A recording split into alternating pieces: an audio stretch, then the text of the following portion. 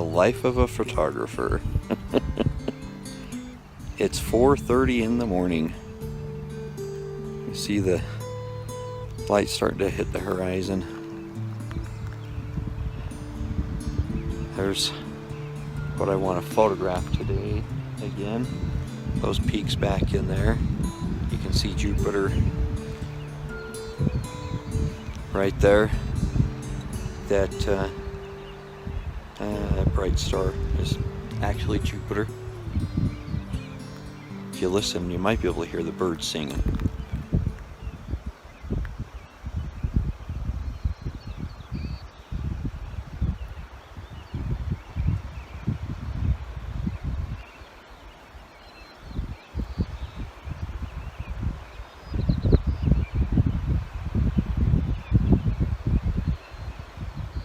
So it's like 35 degrees up in here, and it's July 1st.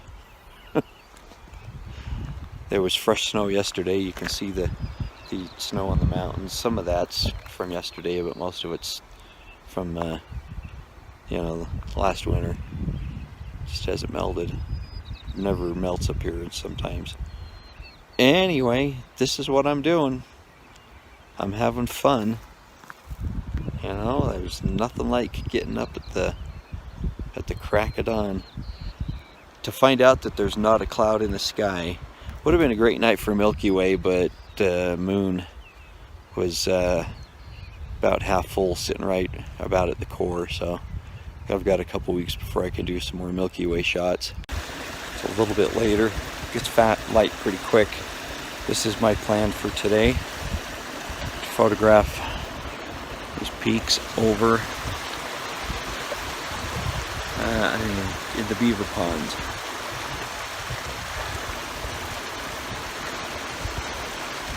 It's pretty dang cool. So, the things we don't get sleep for. Now, as you can see in this photograph, the sun actually hasn't come up yet. That is the alpine glow that is hitting those peaks, causing it to light. That is not direct sunlight. Get set up before the sun comes up so you can hopefully get that. That's a nice soft light that's bouncing off of the atmosphere and just lighting those peaks nicely, but not harsh. I loved that shot because of that. This next one is the same thing. I had moved to another spot before the sun actually came up. It's not quite as pronounced as the first one. It's a little bit the morning glow, that alpine glow is not quite as strong, but it was still a nice shot before the direct sun starts to hit it.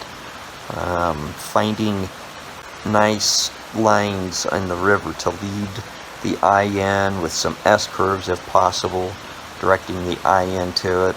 I was just exploring around. I have been there before and I knew places I wanted to be, but after I got the first one, I started looking around and trying to find a very specific shot for this client that commissioned me to take a photograph in here and do a vertical one, which I'll show you here coming up in a minute. So this was another one very similar to the last. Once the sun started coming up, you can see how just waiting a few minutes, once it comes up, how much harsher it gets in the dynamic range. You can start to get washing out if you're not careful, because you've got this foreground that isn't being lit, and then those peaks are really having the sunshine on them. But I really liked that shot. I had purposely got it so I could at least get a little bit of that peak reflecting in the water. And then the next one was this spot that I had found back up on the beaver ponds that I really liked, and I loved those clumps of grass, those reeds right in the foreground. The biggest thing I like about the composition are the lines that bring the eye in to the center.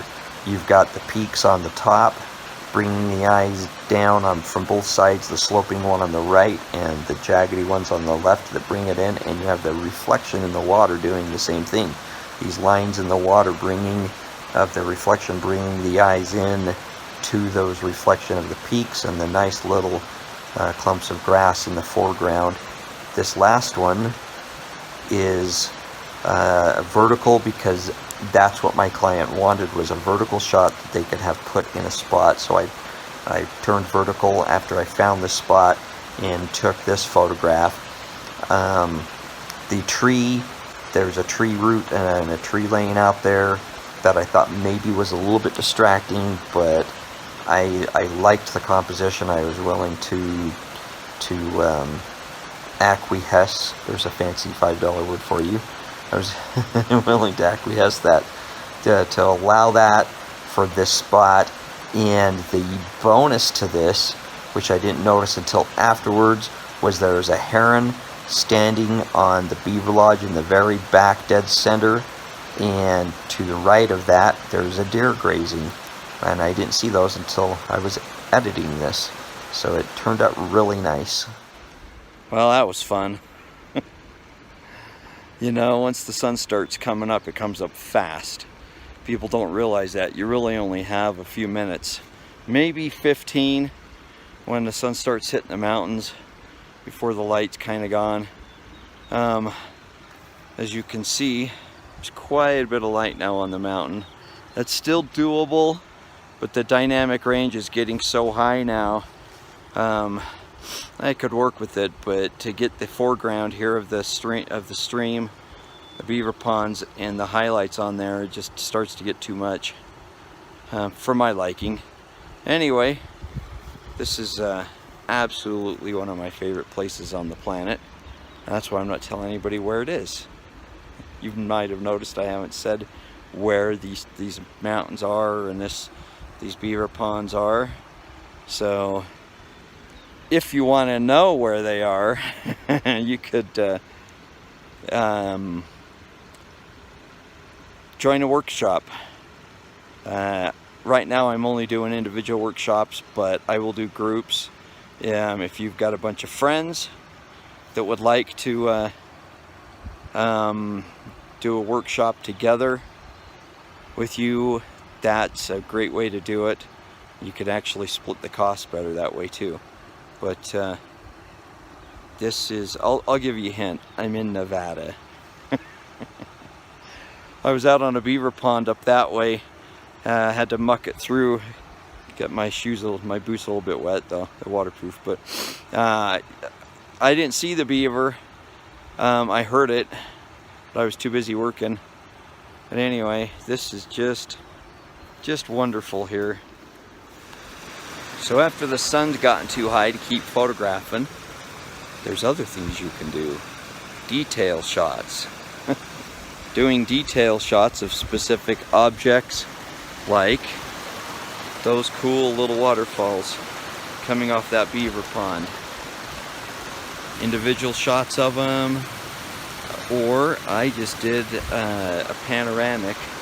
I turned the camera vertical and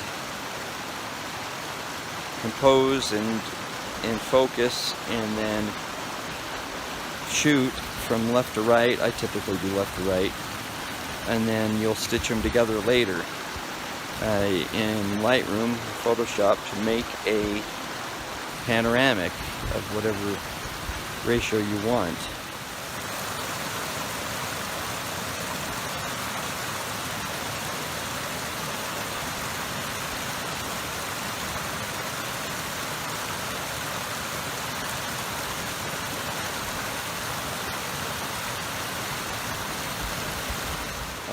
The trick with doing panoramics of objects like this is making sure the focus stays consistent and the exposure stays consistent. Sometimes you want to try to get in a spot where everything is virtually on the same focal plane. And I stop with waterfalls. I always shoot at f/22 to help get a longer exposure. f/22 will help create a better depth of field, but you want to make sure your focus is consistent across too if things are changing. You can run into issues doing that, but if you're stopped down to where your depth of field is very, very deep, focusing won't be that big of a deal. Isn't that just cool?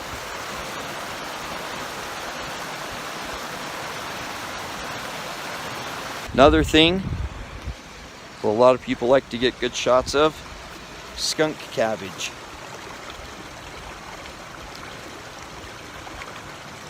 I have yet to get a really good creative shot of it. You see there's a slight wind blowing, so doing a long exposure is not going to work.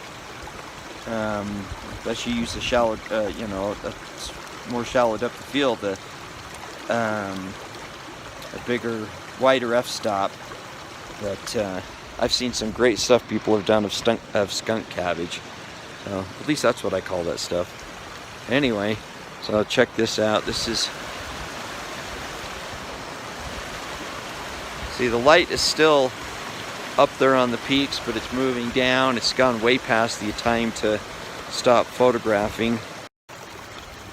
I just can't resist these close-up detail shots of some of the wonderful things you can find in areas like this. In this image, that stream or coming out of the overflow coming out of the beaver pond, winding through the meadow there and then coming back into the main stream, just cascading out. All the grass in the area was just covered in dew. When you look at this image when it's blown up big, you can just see all these dew droplets all over everything, and that just nice reflection, the way the water was reflecting the light, just turned out to be really nice. I really liked this image. This next one is a close-up, obviously, of one of those beaver pond, one of those overflows, little waterfalls. There again, this was just really a great find. Unfortunately, the panoramic that I did not turn out of all of those little ones. The panoramic I tried, I was having actually issues with my camera while I was shooting this, and they came out just slightly blurry, weren't usable. So I'm going to go back. I was going to get back there within the next week or so, and I never made it. But this next spring, same time, I'll go back there, and they'll still be there. Maybe shift a little bit. The water shifts and changes, but this is something you can only get in the springtime. I was back there in October, and water is hardly running out of there this time of year. That time of year in October. And then this last one, obviously, is a detail of that skunk cabbage. I did this as a panoramic. I was able to get pretty sharp. The breeze backed off, and I was able to shoot down, stop down to 22, and do a short enough exposure that I wasn't getting any blurring. I really liked that. Then the very last one. This last one, obviously, is the one I went there to get. I was there to photograph a vertical for this client, and there it is. I ended up naming it Morning Meditation. It was such a meditative image with those little clumps of grass growing right there, the reflection of the peaks, just this very